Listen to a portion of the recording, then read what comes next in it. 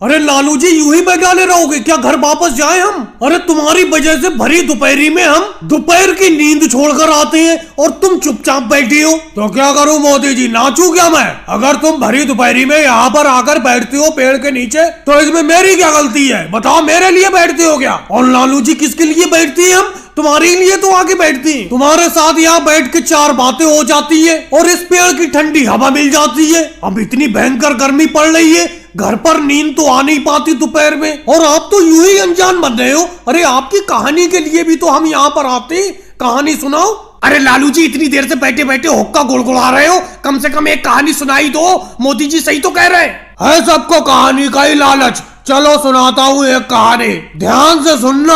एक बार अपने गांव में ऐसी गर्मी पड़ी जैसी इस साल गर्मी पड़ रही है। तालाब नदी नाले सब सूख गए, चारों तरफ बर्फ ही बर्फ गिरती थी। बस जहाँ देखो गांव में बर्फ नजर आ रही थी, इतनी भयंकर गर्मी पड़ी। अरे लालू जी कहानी को कहाँ ले गए? कहाँ बर्फ कहाँ गर्मी? गर्मी की कहानी सुना रहे हो, गर्मी में बर्फ कहाँ से गिरने लगी? अगले में साफ साफ अभी बता देता हूँ, गर्मी बहुत ज्यादा पड़ रही है। कहानी सुनाते वक्त भी मेरा दिमाग सही तरीके से काम नहीं कर रहा है, इसीलिए शब्द थोड़े से इधर उधर हो सकते हैं। अरे लालू जी थोड़े बहुत शब्द इधर उधर हो सकते हैं, चलो मान लेंगे। आपने तो मौसम ही बदल दिया। गर्मी की कहानी सुना रहे थे, गर्मी में आपने बर्फ गिरा दी। चलो दूसरी कहानी सुना देता हूँ, ये वाली कहानी छोड़ो। एक बार की बात है, अपने गाँव में बहुत बिकट ठंड पड़ी, कड़ाके की ठंड। सारे नदी नाले तालाब सब बर्फ से जम गए। जो भी घर से बाहर आता लू का एक तमाचा खाता। प्यास से आदमियों के गले घुसक होने लगे।